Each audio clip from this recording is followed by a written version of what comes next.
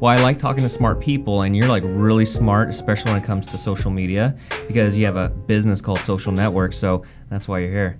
Greetings, red tie community. It's the bald guy in the red tie, John Butler, your favorite bald-headed red tie wearing realtor with his own show. And guess what? I was voted the #1 host of the red tie community show. You know why?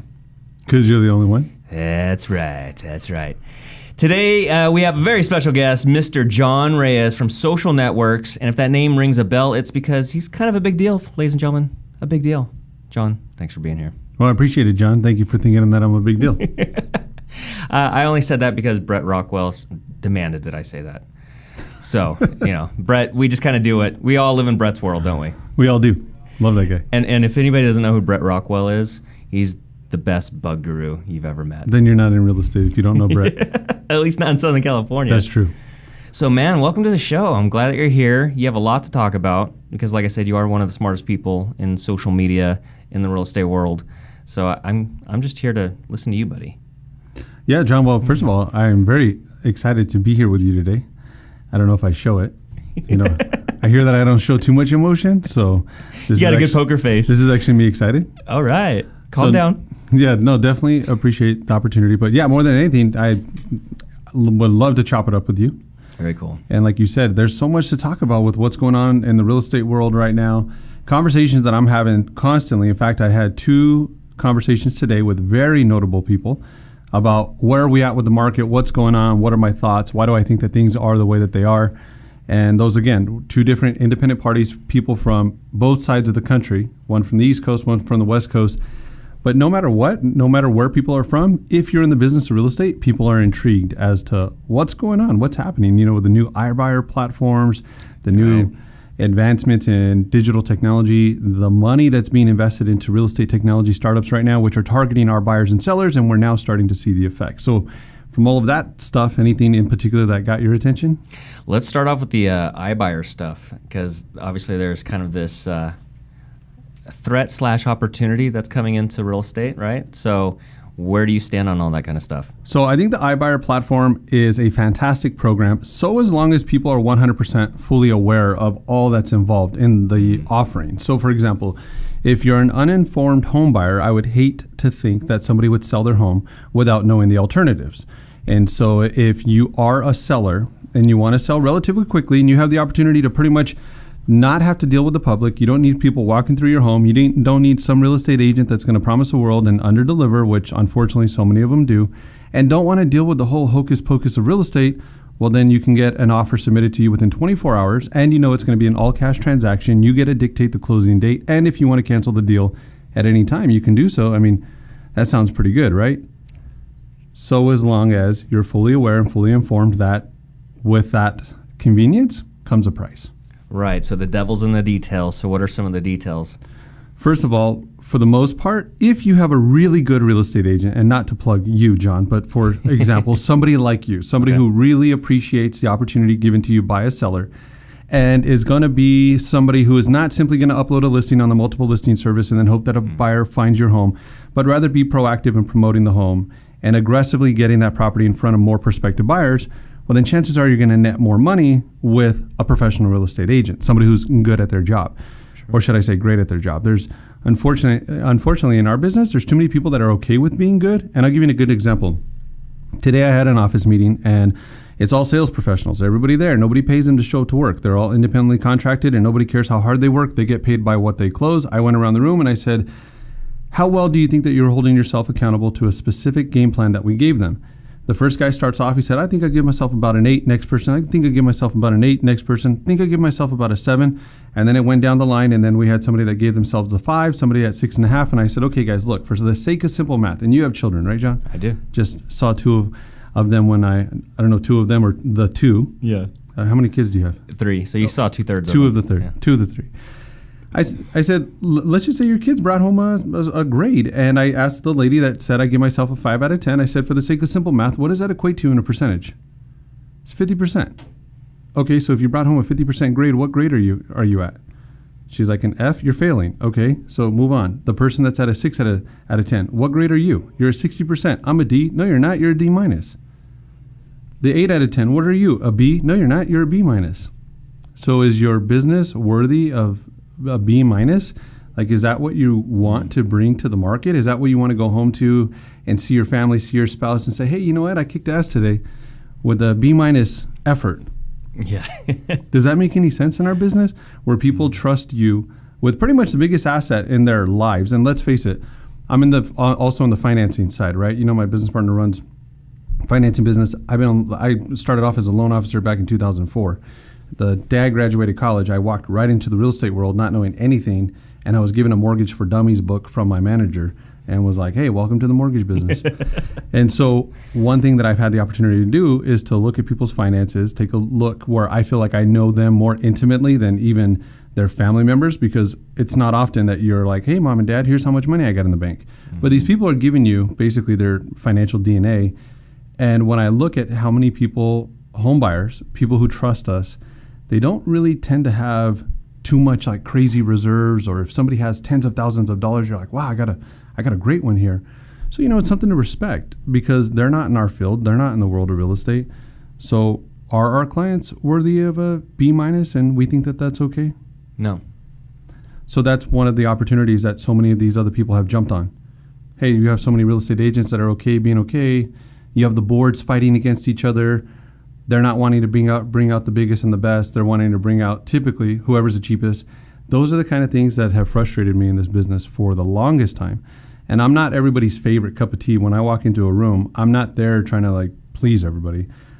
The thing about social media, digital technology, is that it's really given people like me a platform to be able to speak a bit more candidly and not have to play the bureaucracy like I did when I first started.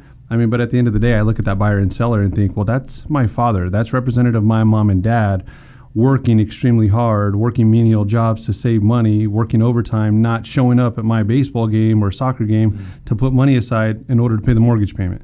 That's a big deal. But I mean, what are your thoughts? You've been in the real estate business probably just longer than me. I remember you from the first time I started. You are easy to stand out, and it's really because of your brand. I remember coming across you in some capacity, both Matt and I did, but again, you've been consistent with your brand, and that's how we've always known about you. But I mean, with what I'm saying, what are your thoughts on that? Do you think I'm just kind of a little crazy nuts on that, or do you think there's some validity behind it? No, you hit the nail on the head. You know, in this local area, in the Temecula Valley area, we have over 5,000 real estate agents in this area. And I've seen the flood of, you know, the fair weather agents that come into the business because they go, oh my gosh, I watch $1 Million Listing, and they just sit by the pool and they answer their phone and they make, you know, hundreds of thousands of dollars kind of thing. So there's this perception that it's an easy business, which, as you know, being in the business, it's far from it. I mean, you got to work at it, you got to generate business, you got to, like you said, you got to bring your A game. And so many people that are not dedicated to the craft, they're the part-timers, the weekend warriors, and all that kind of stuff. Because everybody gets into real estate and says, oh, I'm going to make lots of money just on the weekends, just doing it on the weekends while I have my other full-time job kind of thing. That's not the way to do it. You know, if you're a home seller, do you want somebody working at the Taco Bell, you know, 9 to 5 kind of thing, and then working on your deal on the side kind of thing? Probably not. You know, and it comes down to this. Okay, so if you have a bunch of B players and they're all competing for the business, well, some of those B players are going to get the business. And that's why when you do have A players, and that's why people who tend to do really well in our business, they don't operate like the most. Right. Their marketing's different, their structure's different, their time management is on point. They run their business like a true business. And that's why, regardless of the market changes, I think that those who run their business like a business, they'll continue to do really well, despite the new emerging threats. But it's everybody else, all those B players, C players even, people that don't even belong on the bench. In my opinion, they're the ones that are going to be sacrificed by these new emerging technologies, because if you're not going to get me more money anyways, then I might as well go and sell with the platform that's going to close my deal in 48 hours. Or I might as well go and hire the company that's going to charge me $3,200 flat rate in order to sell my home. Right. You know, good example is the emergence of a company like Purple Bricks. And somebody asked me, do you think that Purple Bricks is the answer to revolutionizing our business? And I said no. And this was over a year ago. I said, no, I don't think it's the answer. I think it's just one of many answers. It's one of many options. And together with a company like Purple Bricks, company like Open Door, company like OfferPad or whatever, HomeBay, all of these companies collectively spending money to promote their business, they're going to educate the masses because it's not one company that's trying to revolutionize the industry anymore as much as it is a collective effort. So that's going to, in my opinion, help them overcome a lot of obstacles with people not realizing, oh, there are alternatives. I don't just simply have to go with my local real estate agent. So my point in saying that is, I don't know if you're aware, but I've talked to a lot of real estate agents and I say, okay, how do you compete against Purple Bricks? Most of them have no clue what what I'm even talking about. But when the Dodgers won the World Series, not this time against Boston, but against the Houston Astros, and I'm not even a baseball fan, I'm a bandwagoner fan. I tell everybody, when the Dodgers are winning and if they're late in the playoffs, yeah, sure, I'll root for them. I'll root for the Angels. Give me a reason to go to the bar and have a drink. Yeah, I'll root for whoever. But my point is that when I'm at watching the finals, I'm at a restaurant, the place is packed. And I'm actually with some of my real estate buddies. And I had just talked at an event about Purple Bricks. I happen to be with a good buddy of mine who's like, Purple Bricks, I don't need to worry about them. We're watching the Dodger game. And as they're doing the warm-ups, they have the commercials. And guess what commercials are coming on? Yep. Purple Bricks. Because Purple Bricks was spending $2 million per month in order to go on out and to get their business, their name in front of people. Well, here's what a lot of people don't realize. Within the first fiscal year, from a report that I read, a very credible source, by the way, it was reported that Purple Bricks had actually lost more than $20 million their first fiscal year operating in the United States. They also increased their fee from $32.95 to $3,600. That's a significant increase in the amount of money that they're actually charging the consumer. If we break it down mathematically, it's basically a 10% increase on the fee in which they were originally charging. One of the pushbacks from Purple Bricks, and this is what I would teach real estate agents, here's how to sell against. You as a seller are responsible for paying Purple Bricks even if the home doesn't sell. Right. Now, the way that Purple Bricks offsets that is they say, hey, if the home doesn't sell, no problem, we'll relist it. But what happens if that home keeps being relisted? You have increased days on market, and obviously the home could become a bit stale. And if the marketing, there's nothing revolutionary about it, it could be detrimental to the seller, and the seller has to pay that fee regardless if they now wanted to list it with you, as an example. So it was a way for real estate agents to sell against it. But now Purple Bricks, from what I understand, depending on the property, they're no longer being so definitive about that. And now they're saying, well, okay, hey, if we don't sell the home, now you can cancel without you having to pay that fee. That may or may not be in our market, but I know collectively they're looking at that because Purple Bricks is a publicly traded company in Europe, and their stock is tanked because of the success that they've not had in the United States. But my point is that as a professional real estate agent with a company that's spending millions of dollars in your local market, don't you think that it would make sense to be aware of these types of companies? Absolutely. And not be so tunnel vision with you thinking that your company's the best and you have the best marketing, because that's a problem that most real estate agents fall into. I talked to an agent and all of these brands, I'll name them, but I love them. I work with them. But if I meet an agent with KW, and it's like, we have the best marketing. Well, when I was at the C21 office down the street, they also told me they had the best marketing. So sometimes I don't think management does the very best job to really equip their agents to say, guys, let's look at where we're weak and let's look at where we're strong, and let's go in and do what we need to do to reinforce where we're weak, and then let's leverage our strengths, the things that we're really good at. Yeah. Like me, if I have a light bulb that burns out, I got to call my brother-in-law. He'll come and fix it for me. My strength is not fixing a light bulb. Does that make sense? Absolutely. So some people will think that's crazy, but on the flip side, it's time value of money for me is what I'm thinking. Could I watch a video on YouTube and figure out how to change that light? Sure. And I'm not talking about a simple one where you could just unscrew it and screw it back. I'm talking about the ones that they look funny and you need to do a little bit more work with fixing the light. I don't know.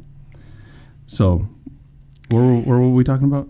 We're talking about all the amazingness that comes out of your face.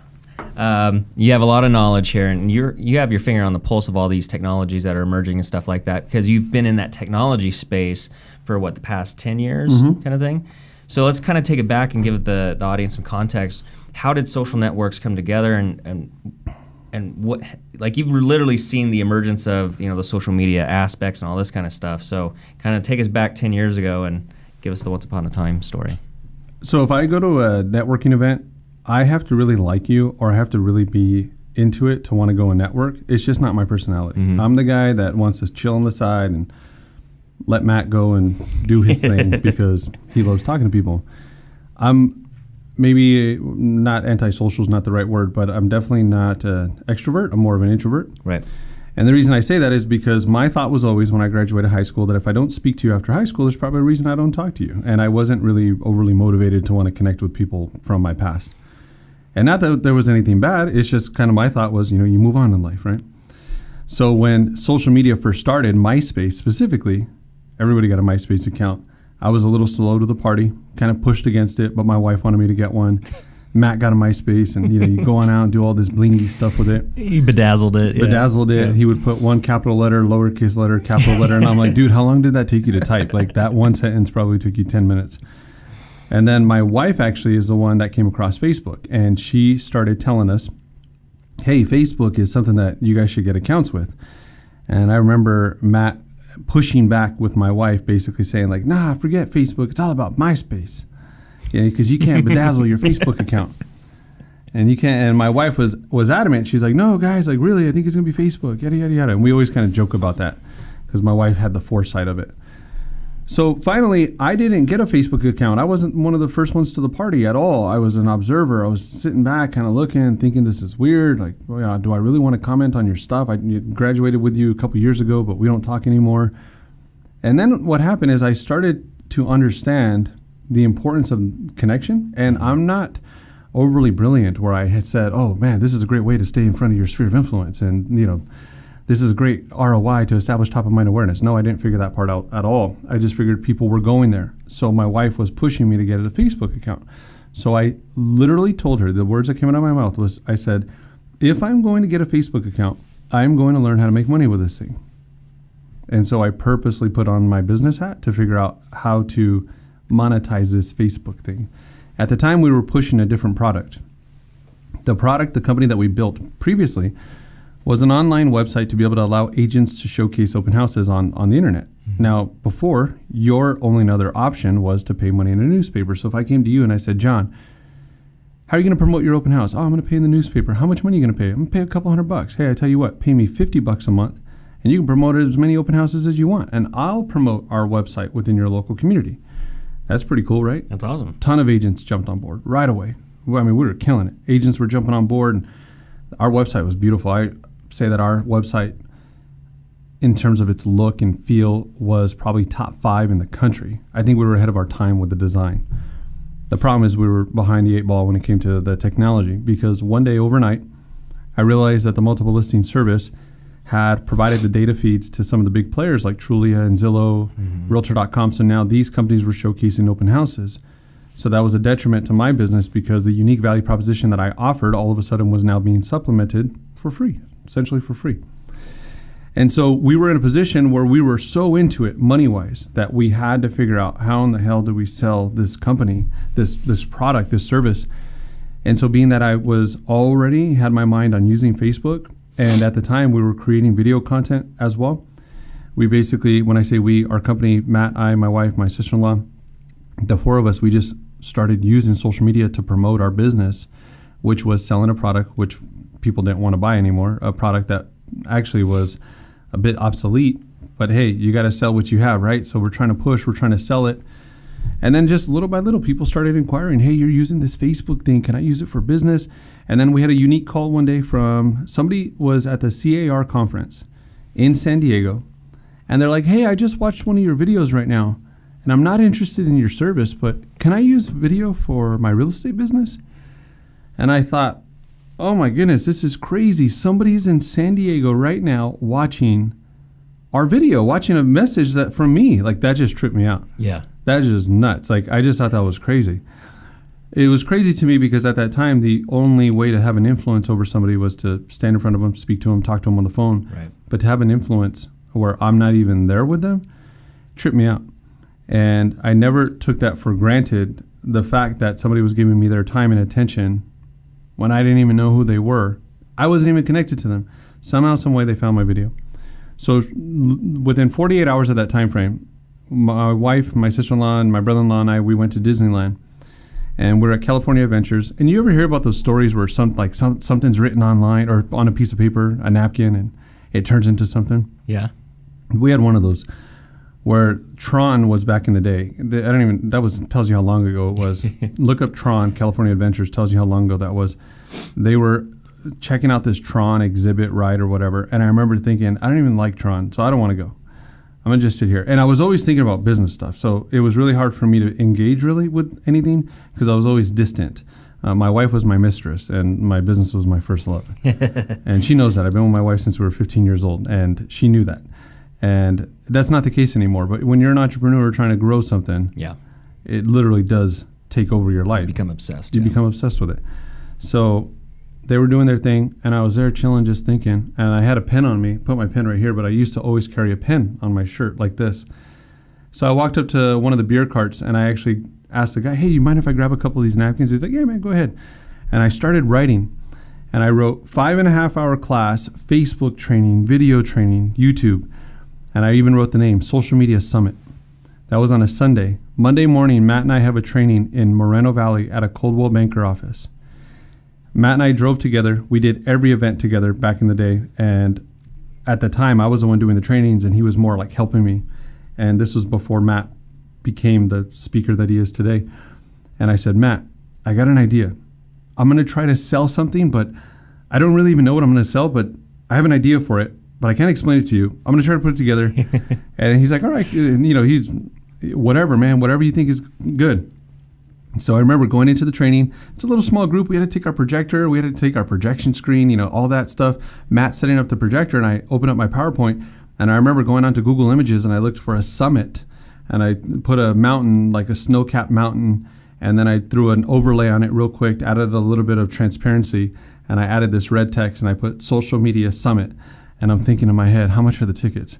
$295. Location, Rancho Cucamonga. Date, TBD, to be determined. Because we didn't even know.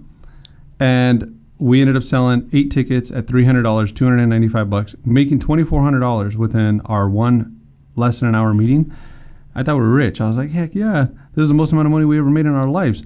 And so that really planted the seed and laid the foundation for what has now become Social Networx. Because when we did that, I was told by a lot of prominent people, nobody's going to pay for this type of training. The market tanked at the time. Agents don't have money. And I even had some of the big notable organizations that all real estate agents are a part of saying, nobody's going to buy your tickets, just like heads up. Or we're just forewarning you. Hey, we like you. We just want you to know. And our very first class was in the city of Rancho Cucamonga, and we had like 70-some tickets. We had 70-some tickets sold at $300 a pop. Wow. And when I say it was like the who's who of real estate, if you're a player, you happen to be in that event in our local market, and that got a lot of people's attention. And we ended up parlaying that into getting a contract with the California Association of Realtors, providing the training education for them for CAR. And we actually developed the official social media training curriculum amongst the first for CAR in the state of California. The trouble that we had was just the distribution. It was still so new that a lot of people didn't really know what it was. And so, but if I was to take it back even before we came up with this summit of charging, as a lender, when I started off in 2004, I didn't want to come to you as a real estate agent. If I came to you as a realtor and I said, and I want your loans, hey, John, I have the best rates, best turn times, and the best fees. You heard that pitch 10 times a day. Yeah. It'd go, let me buy you a cup of coffee. It'd go in one ear and out the other, right? Yeah. Come on. I don't want to play in that same sandbox like everybody else. And I was dead set on we're not going to sit here and sell rates, turn times, and fees, because at the time, that's what you sold. So we started holding trainings before charging. We started holding trainings, and they were basically marketing events. And I remember, and he's a good friend of mine today, actually Scott Lang from First American Title. He attended one of our very first events, and Scott Lang got out of his way and introduced himself to me, and he was just like, wow, the agents that you have here, how did you get them here? I'm like, what do you mean? And he's like, do you know them? I'm like, no. And he tells me how big of a player they are in their market. Do you know them? No. And so what he's telling me is what I didn't know is, you have the agents that us affiliates want to get in front of. How in the world did you get them here? And that's really what, again, that started first was the training, the education. But if I was to take that back even further, John, at 18 years old, I sold onion choppers at the Ontario Mills Mall. Seriously. I sold this $20 machine where you bounce your hand up and down, and the blade spins, and it chops up your onions, tomatoes, jalapenos, cilantro, makes some fantastic salsa, pico de gallo. And we sold that for $20. And I was known as having amongst the largest crowds selling these onion choppers, where even the fire marshal came on by and told our management stuff a couple times, like, hey, you can't be having these crowds here. And You're like the ShamWow guy of basically, onion choppers? yeah. But that ShamWow guy probably watched one of my trainings. Nice. Probably one of my pitches. But it was then at 18 years old that I learned the power of having a voice and being able to speak and to sell. Because then my thought was just logically, I could sit here and sell to you one-on-one an onion chopper. Or I could have a crowd of 10 and sell 2 onion choppers or 3 onion choppers. Or I could have a crowd of 25 or 30 and just be more diligent about increasing my conversion rates as well and be far more efficient with my time. And that's why selling those onion choppers, I made more money, frankly, than all of the other guys that I worked with, times 5. And then when that parlayed into the loan business, I remember being a lender when I first got in, on my 3rd month, all of the guys wanted to go to Hooters because you walked, where I was in Orange County, you walk right off of Catella. You guys know where that's at if you're familiar with Southern California by the Angel Stadium. We all go to Hooters, and I remember thinking, I'm looking at all my fellow loan officers, and I remember counting them. You. I made more money this month than all of you combined, all of your paychecks. But it goes back to making sure I wasn't selling like them. I was way more diligent about my job. Mm-hmm. I practiced my pitch. I learned my craft. I knew what I was talking about. And I actually took the time to learn about my client. I learned how many kids they had, what their names of their kids were, how old their children were, what were their goals or dreams or aspirations.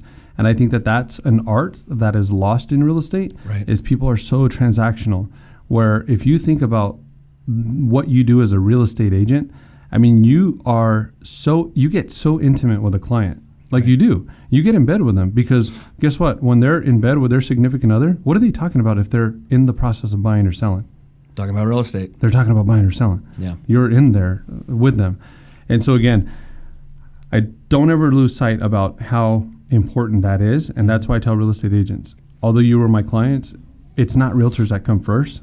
Consumers come first. I put the consumer first. That's what I build our business around, is educating them, transparency, giving them more than what they can get from, others. And the ones that tend to gravitate towards our message are great producers because they're the ones that tend to put their clients first. Exactly. They're not all about the money. Or they're people who are aspiring to become great producers and they're doing the business the right way, where then I've seen so many people brand new or not doing really well, and then all of a sudden they're doing really well, but they're not sitting there looking at their client with a big paycheck, dollar sign right on their face either. That's some of the best advice I ever got in the beginning was to get the dollar signs out of your eyes kind of thing. Because when you focus on the relationship instead of the transaction, that relationship is far more valuable in every way than the transaction. Because, a lot of the real estate agents, if they're out there prospecting, they're cold calling, doing all that kind of stuff, they go, well, if you're not going to buy or sell in the next 60 days or 90 days, then I don't want to talk to you kind of thing. It's like, gosh, that's pretty brutal. Whereas I'd rather just have a small audience of, say, maybe 100 people, but I know everything about them, right? Rather than the shotgun approach of, talking to 10,000 people over a month or whatever. It's like, I'd rather have those deep relationships, and that's kind of how I built my business. This weekend, I was out with a friend who invited his cousins, and I'm sitting there thinking, I helped you find and buy your house in 2007. I helped you find your house, refinance your house, helped you find your house, buy your house, now refinancing your house. And now there's a new family member, my friend's brother-in-law, who says, hey, John, I got a property. My mom owns it, but she wants to sell it. And these are all teachers. Every one of them is an educator.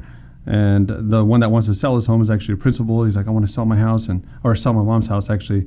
I'm on the home with her, and here's what we want to do. My mom's very old school, though. She's really concerned. And, it's like no problem, man. We talk about transparency, education, but it just goes back to when you take care of your clients, you're looking at that like, hey, man, that's 8 or 9 transactions right there. Right. That's a not only is that a lot of money, but more importantly, the trust factor for them to continuously come back. We must be doing something right. Well, that word of mouth advertising is better than gold, and I see so many agents that are just so quick to, they're all about the transaction and that's it. And it's just short-sighted, I think. And so let me tell you about that. When you mentioned, you just said right now, the referrals, the what did you... repeat and referral business? Yeah, they're basically the repeat and referral business, the word of mouth. Yes. Mm-hmm. So word of mouth is something that the majority of most real estate agents have been able to count on, considering that about 6.5% of all the business that comes into real estate agents comes by way of 65%. I'm sorry, is by way of repeat or referrals. The challenge with that is that now your sphere of influence, the clients that you can normally count on, they will be bombarded in 2019, 2020. They will be bombarded by all of these companies, or by a multitude of these companies that I'm referring to, the ones that have much more money for marketing than your company or the biggest brands, the biggest franchises. Right. You're no longer just competing with Century 21, Coldwell Banker, Sotheby's, Better Homes and Garden, ERA, KW, EXP. You're not competing with those companies only. Now you're competing with basically Wall Street. And the reason I say that is a perfect example. My buddy right now, he's in the process of wanting to sell his home and wanting to buy a home. So he goes on out, goes to a builder, and that builder knows that he's already working with a real estate agent. And what does that builder do? That builder aggressively pushes him to sell his home with Opendoor. And not only does she aggressively push, she's literally outlining all of the benefits for him and saying, listen, if you really want this unit right here, you got to go with Opendoor. Because if you go with the agent traditionally, you're going to ruin your chances of getting your family a home. So I have a post that's in the works right now, and I'm going to name the builder specifically, and I'm going to say this builder hates realtors. That's my tagline. And then I'm a lot of clicks. Then I'm going to question, do they really? Now, this lady, it could not even be the builder per se. It could be 100% on her just to be aggressive, to get a commission check.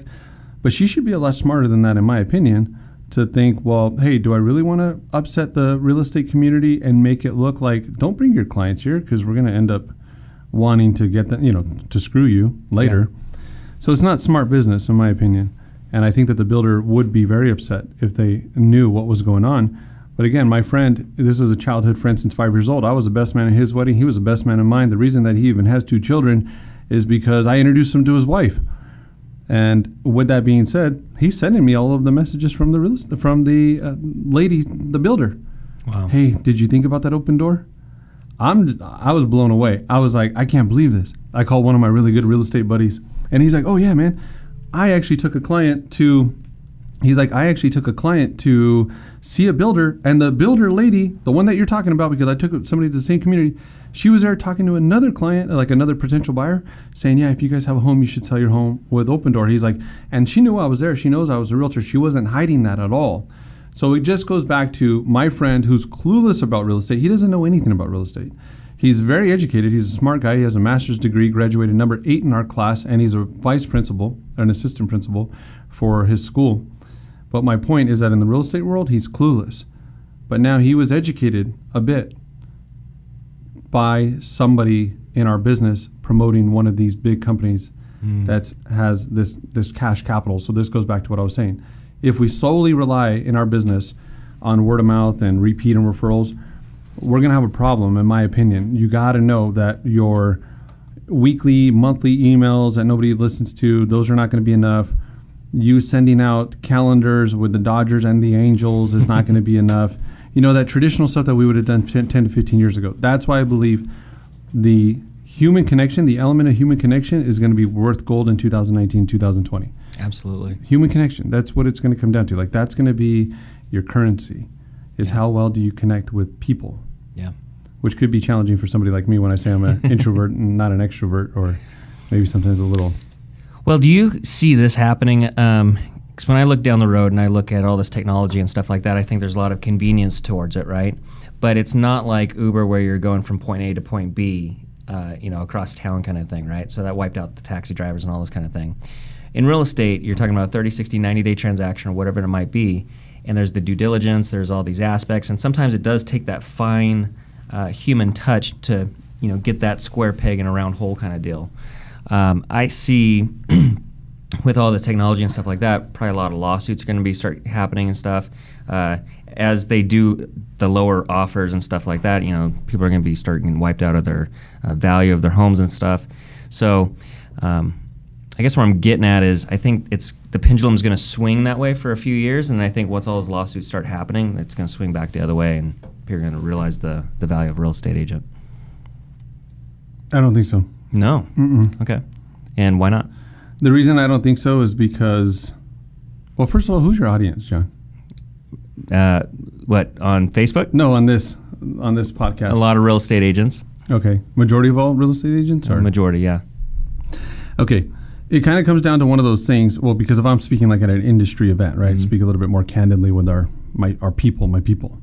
And I love the real estate business. I love real estate agents. I mean, that's my business, that's my industry, but I'm also very protective of it. And I don't have a lot of patience for people that don't treat it well, because then they ruin it for everybody else.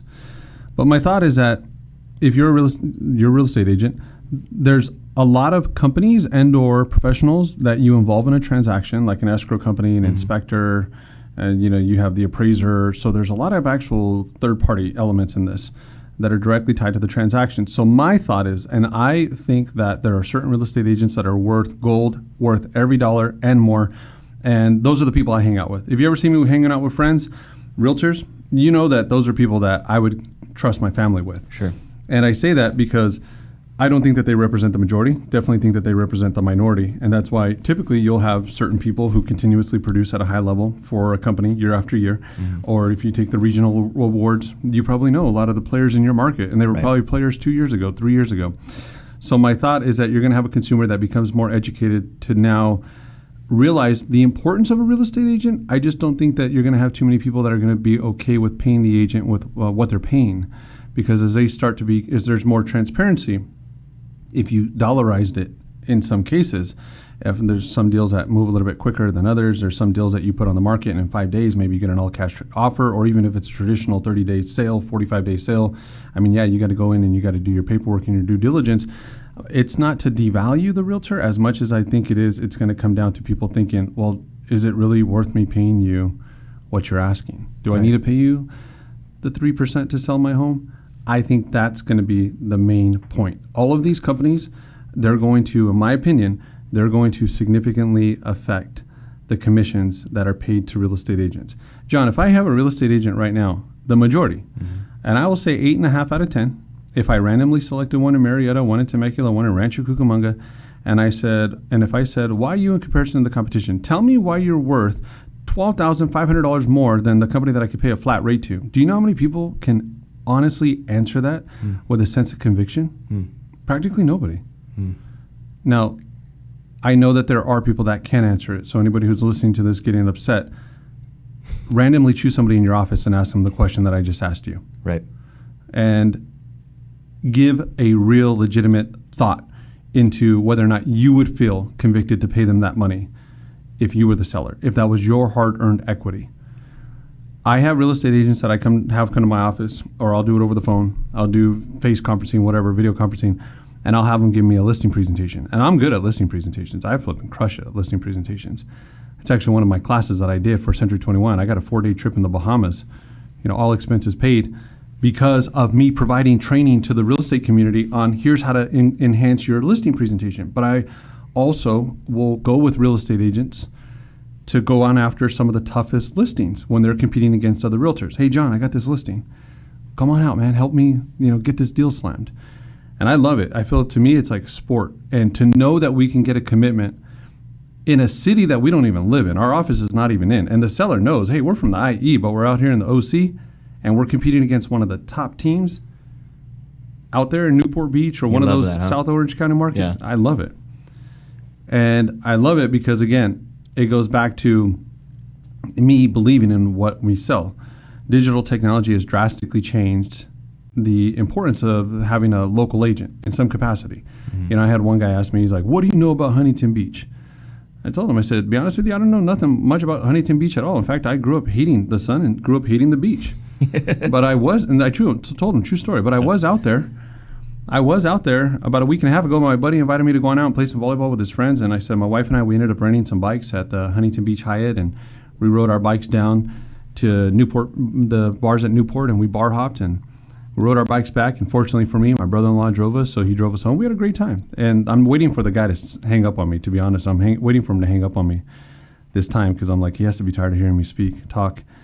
But I said, well, I'll tell you something. I said, for Christmas, I was given a gift. I open up my gift. I look at this gift and I'm like, what is this? And somebody says, this is a beer growler. And I said, yeah, I know it's a beer growler, but where's this from? And somebody says, Rowdy's. And I'm like, Rowdy's? What the heck is Rowdy's? And then the guy says, Rowdy's is a brewery in Rancho Cucamonga. And then I said, Rancho Cucamonga has breweries? And somebody was like, dude, Rancho Cucamonga has a lot of breweries. So I went on the internet and I did my homework and I found out that Rancho Cucamonga indeed does have 5 breweries. So I did like any good person would do. I set up an Uber, called 4 of my friends, said meet me at the office on a Friday night, and we went brewery hopping. Here's my point. In the same way that I did not know that Rancho Cucamonga had breweries, even though my business has been here for 13 years and I've lived here for 13 years, is in the same capacity that I can go online and do my homework and learn more about your community than people that have grown up there for the last 20 plus years. Wow. That's what I told the seller. And the seller was like, kind of what you just said, like, what? Wow, okay. I'm like, man, let me show you. Then I'm getting all excited. I get his attention. Let me show you. The number I just called, is this your cell phone number? Yes, it is. All right, cool. Here's what I'm going to do. I'm going to shoot you over a text. In my text, I'm going to include a couple videos to show you exactly what we do that's different than the competition. Look, man, there's a lot of people in our business who talk. There's a lot of smoke and mirrors in real estate. I'm not one to tell you what I'm going to do. I'm going to show you what I've done. That's awesome. Yeah, that's how I got his attention and built a good, solid relationship with the seller as well, which I later learned he grew up in Southern California, moved on out to New York. He's been out there for 5 years. Now he's a business owner in New York, but he happened to own this property, rented it out to a long-term tenant, and the tenant was done, and then that's why he was selling the home. Interesting. So would you say video is probably one of your main cornerstones of the business and social media and stuff like that? I would say yes. Second to that would be really being informed about the business. Mm-hmm. So I'm a bit obsessive about making sure. I want to know what I'm talking about. Mm-hmm. When people ask me a question, and if I don't do my homework, I don't like to give my opinion. I tell them I don't know enough about it. Let me read up a little bit more about it, especially if I get with my friends and we have political conversations. Mm-hmm. I'm not too familiar with that. Let me do my homework on that, and I'll get back to you, because I think that too many people talk without knowing what the heck they're talking about. You see it on social media all the time. And I think that's a detriment to our society, is you speaking freely because we have free speech doesn't necessarily mean that you should go and try to pose your thoughts without you doing your homework. Like, know what you're talking about. So I think in real estate, this is a game that I play, just like Kobe Bryant decided to play basketball, and he's great at it. I'm no Kobe Bryant, but in my mind, I want to be Kobe Bryant on the field of real estate. That's my thought. So I'm obsessive in learning about it, world markets, local markets, stock markets, and what's going on in the economy, because real estate is so closely tied to what's going on in the world. Yeah. So even the conversation that I was having with a gentleman today, we're talking about his company, and he was saying, hey, our company, it's privately held right now. Its estimated valuation is $4+ billion. I'm like, $4 billion? Dude, that's crazy. Are you serious? I said, have you ever thought about if it is worth $4 billion? Because I can't validate it. But if it is, if you took Realogy, which is Century 21, Coldwell Banker, Sotheby's, Better Homes and Garden, ERA, and if you included EXP, included Remax, and you included Redfin, basically your company's worth more than all of those companies combined. Like, seriously? And he was like, what? Are you serious? I'm like, well, you said it. You said it's worth this amount of money. And you're telling me that collectively from all those companies. And that's a kind of, again, is that relevant to our business? I think 100%. I think one of the reasons why a lot of these companies have not been able to move forward and grow and invest in R&D is because if you look at a lot of these big players, their stock has been on a drastic decline in the last 18 months. Interesting. And you see that continuing? It depends. So I saw it definitely happening as the rates were going up. As the rates were increasing, I saw a direct correlation with the market dropping in real estate. And now that the Fed has eased the increasing of rates, I think that we're going to see somewhat of a balance with where the stocks are for a lot of these companies right now, hovering a bit. Not seeing too much drastic change maybe for the rest of the year, but definitely we had seen a significant decrease as the rates were rising, November, December, January, which was nuts. And I even posted a couple of things, like I posted about EXP losing about half of its value since going public, and I know some EXP agents got upset about it. And that's part of the issue, is you can't get emotional about your business. You don't own. When I say you don't own it, EXP agents will say, no, we own it. They have stock in the company. I can buy the stock too, right? So I mean, like, just be aware of it. You don't want to have your head in the sand. If you're with one of the big players, if you're with Realogy as well, somebody asked me today, why do you think Realogy is taking such a hit in the market? They were valued at $4.4 billion about 18 months ago, maybe two years ago. And then now, as of Friday, I think it was $1.36 billion. That's a significant drop. So somebody asked me, somebody who I respect in the business, they've been around for over a decade, they said, why do you think this? I said, well, my thought is that it's a double-edged sword. You have a lot of real estate agents that want to squeeze every dollar out of their broker. 90-10 splits, well, what's left for the broker, right? Mm-hmm. And then you have the franchising fee, so now you got 10% going to the broker, you got your franchising fee, you're out 20%. Now there's these flat rate models, there's these other alternatives. And so now as agents are going to these other companies, or you got big players, big closers, maybe leaving some of these bigger brands, well, that means less revenue that's being generated for Realogy, which that was evident by what they just reported, their income this last quarter in comparison to what it was last year. It's almost a difference of like $300 million, which Wow. is significant. But that's less money for Realogy to have to invest into their R&D. So now how do you go up against these other heavily funded companies with significant cash resources? Because now you got Wall Street behind them. And one of the reasons why Wall Street is behind them is before I came over here, before you sent me that message, hey, we still looking good for 4 p.m., I was actually on Airbnb. And I want to go to Oktoberfest in Big Bear. I've done it before a couple years ago, and I want to take the office. So I'm looking for a unit. But it was actually Airbnb. Airbnb is a private company. But if you look at what Airbnb has reported to be worth, it's reported to be worth between $30 to $35 billion. Wow. Remax is about $1 billion. Redfin is about $1 billion. Realogy is about $1.4 billion. Even if you look at Zillow, Zillow was between anywhere from $7 to $9 billion. I know that they just had some really good numbers, but they were as high as $9 billion, and they had about a 30% drop, $6 billion. I think they're now probably about $9 billion. I have to check. I haven't checked that one lately. But my point is, if you took Zillow, if you took Realogy, if you took Remax, if you took Redfin, if you took EXP, collectively, they're not even half of what Airbnb is worth today. Single-handedly, in my opinion, that's what got the attention of Wall Street. People were looking at Airbnb like, what? You're telling me you're taking a renter and you're taking the owner and you're combining the two. You're eliminating, essentially, the middleman. Mm-hmm. So I don't think realtors will be replaced. I think that realtors are needed in the market. It is not a simple tap a couple of buttons and you're going to have your deal done. But I think that, and that's why I asked you who your market is, because if it's realtors, then this is what I would share with realtors. We have to do a better job. We have to hold ourselves more accountable. We have to hold each other more accountable. You have to hold your boards accountable, because all the stuff that I just shared with you, I don't hear any of the boards talking about it. Yeah. But it's a direct detriment to the industry. I don't hear too many of the other state trade organizations talking about it. Why not? I mean, I saw an article being ran in the Realtor magazine about Open Door, and it was more of like, hey, they're going to be in 20 markets or 50 markets, I think it was by 2020. And they were talking about the CEO owning 20 homes by the time that he was 23 years old. That's what it was. It wasn't so much like, hey guys, let's be aware that this is going to potentially take your lunch money. So we need more transparency in our industry, and we need more accountability, and we need people like you, leaders in the industry, to be like, hey guys, look, this is not okay. It's not good enough. If it's not good enough, we need to go back to the drawing board. We need to do something about it, because if we don't, this is our livelihood that we're talking about. Literally, that could have a significant, drastic effect in the next 2.5 to 3 years. I think the business will be completely different in 5 years. Completely different. I think we'll see a bloodbath of agents in the market. I think you'll see a lot of agents drop out because they're going to have trouble paying their dues.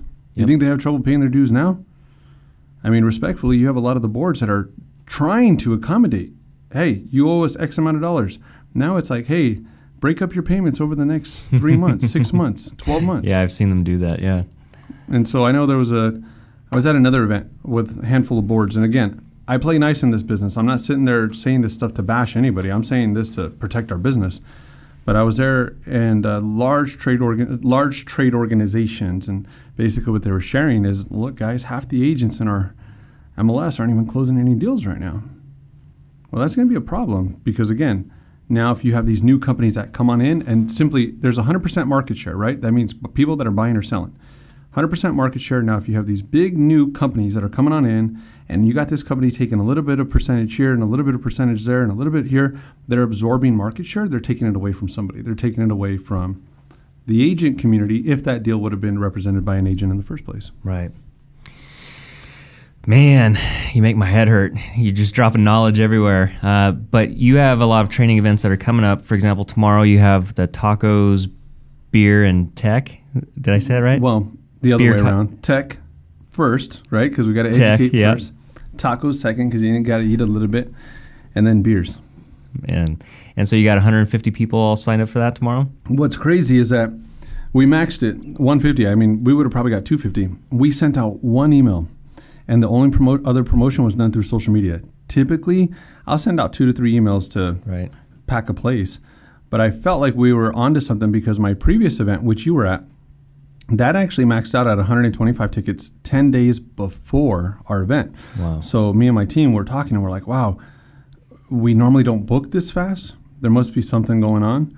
And I think part of it is people have become familiar with our name, our brand in the business, Social Networx, as having good quality content. And then also by way of having some really fantastic speakers. Like Julio Arias from J&J Realtors, he spoke last time. And Julio's a fantastic realtor. He's somebody, him and his wife Jeanette, when I say there are certain agents that are worth their weight in gold, they're perfect examples, 100%. I would trust my family with them. Or Joseph Limo from EXP. I've known Joseph forever, and we have a mutual friend, and it's funny to just kind of think back on it. A mutual friend who I went to school with, who he worked with at Bank of America, I think it was back in the day. And when we sat next to each other at her wedding, this was probably 10 years ago, he's like, hey man, I know you. And so Joseph and I have a long-standing relationship. He's fantastic. I mean, he's awesome. People rave about him. My friend sold her home with him, and she raves about him. Joseph's awesome. So I love getting people who are out there doing it, who are gracious enough to share their tactics and strategies. Because there's people that will do that, but there's a lot of people, closers, who don't like to give away their secrets. And I've had people tell me, hey, it's taking me this long to figure it out. Why in the world would I want to share it with anybody? And I get that. I can't knock it at all. I completely respect it. But at the same time, I love it when somebody's so gracious to open up and to share, and for them to feel like, hey guys, there's more than enough business for all of us. Look, if you do better, it's better for the business, better for the industry. And they're also believers in what I'm talking about. Better for the industry. That's going to be better for us, because I have had candid conversations, very open conversations. And Joseph and I, we had a Facebook Live session where we're having a dialogue, because he was telling me, we're not going to be replaced as real estate agents. And then I'm giving him my counter argument, and I'm like, man, I wish I had a camera in here. So I said, why don't you come to my office, and we'll be on camera having a back and forth dialogue. We'll keep it friendly, don't worry. But at the same time, it was just really identifying some of the key things that you and I are speaking about today. But yes, tomorrow is Johnny Perez, who's with Compass. I don't know if it's Compass Real Estate or Compass Realty. Do you know? I don't know. But I know Johnny, and he's fantastic. He's flipping awesome. That guy is a mover and a shaker. He's got so much energy. I was just about to say, I want his energy. Yeah. And he's a good dude. Very good. And he's doing some fantastic stuff with like the Military Heroes program. He's so innovative. And he was the president for NAREP, the La Jolla chapter in 2018. And the guy is just fantastic. And then Mia McLeod from McLeod and Associates. She's a real estate broker, and she has her own loan company as well. And Mia's consistently done really well, year after year after year. I think well over a decade of just doing really well, dominating. And she's a great presenter, and she's definitely gifted for sure. And I love the audience response that we typically see after the event, with agents wanting to connect with her and get more information from her. So I'm super stoked to have her as well.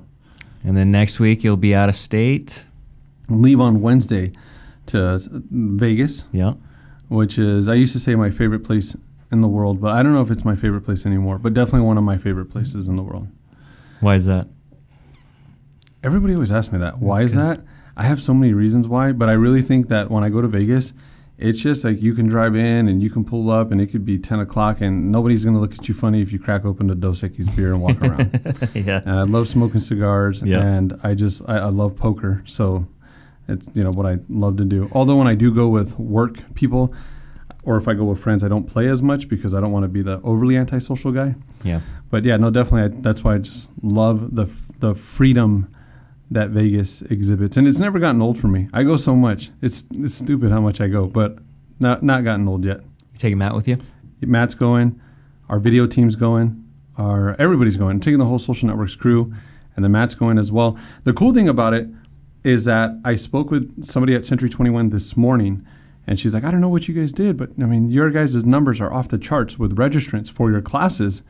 And I'm like, that's fantastic. That makes me feel good, just because, again, I think a lot of agents who have seen us from all across the country, they're a bit expecting of, okay, if I go to this class, I'm going to learn some really cool stuff. So like I said earlier, I don't ever lose sight of, or I don't ever take something for granted. And in the same way, even these trainings, Matt and I, we do our job on making sure that we're staying at the forefront and preparing in order to present in the best possible way, because I want our trainings, our events, I don't want them to be highly rated. I want them to be the best rated out of all speakers. Yeah.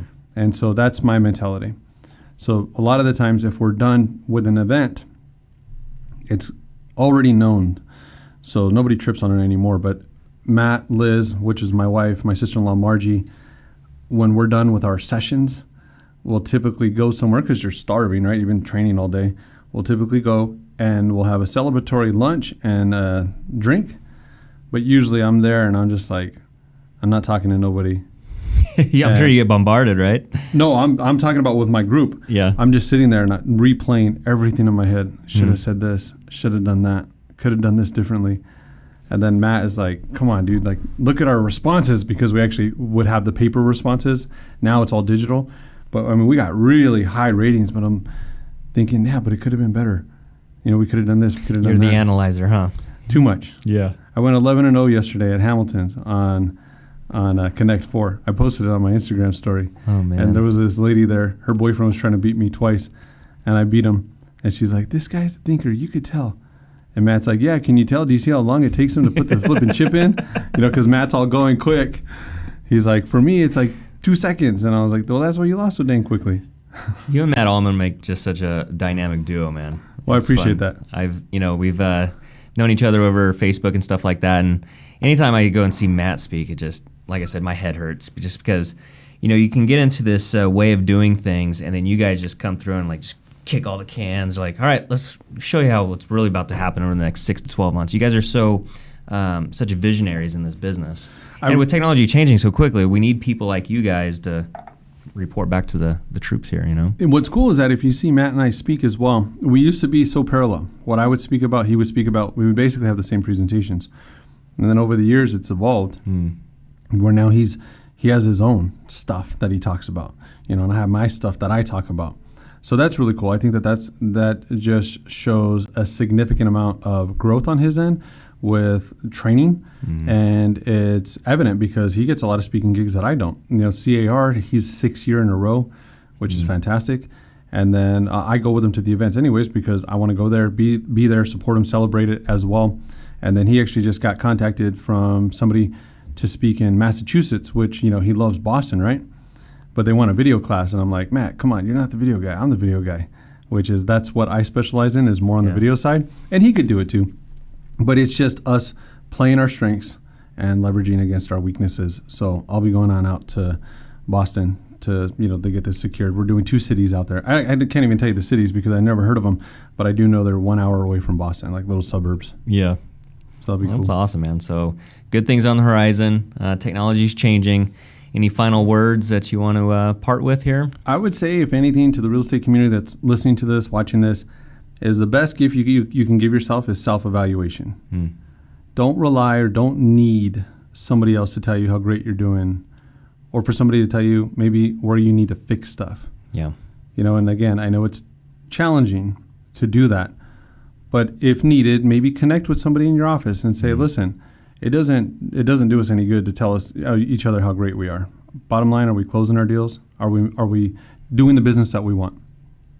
And if not, self-evaluate. Identify your strengths, identify your weaknesses, and work diligently on them every day to improve. And if you do that, undoubtedly, how do you not enhance your business? But I think sometimes we just need to be honest with ourselves. Yeah. And that's a challenge, not just in real estate. You see it in life overall. We see it in relationships, personal relationships. You have people that are with people that they know that they shouldn't be with, but they're with them anyway. That's just a human psychology aspect of it. But I was at dinner the other night with somebody, and he asked me, do you think I'm doing a good job? I said, I think you're doing an okay job. And I think he was a bit surprised because I actually think that he was asking with the intent on me saying, yeah, dude, you're doing a great job. Yeah, right. But I told him, I think too highly of you. I think you can be doing a much better job. Yeah. And so that's where we parlay that into the conversation. And I always say that knowing some people will take it well and some won't. But he actually hit me up the next day and was like, thank you so much for the honesty. It's like I needed to hear that. Yeah. And fortunately for me, I have the relationship with him to be able to do that. And it would be good for the leaders that are listening to this, leaders of teams, office managers, brokers, whatever, people who are part of anything that leads, is that when we lead, we need to assume that responsibility to have transparency and to be a little bit more real with those who are entrusting us to help them with their careers. That's fantastic. And if people want to reach out to you and get connected with you, learn more about what you do, what's the best way to get connected with you? Well, they can go to my website, which is John, John, D as in David, Reyes.com, JohnDReyes.com. Or you can look us up, Social Networx as well. Social Networx is spelled Networx. I always have to spell it out because people want to put a K. There is no K. Social Networx, Inc. as an incorporated as well. So you can go to that website, socialnetworxinc.com. Very cool.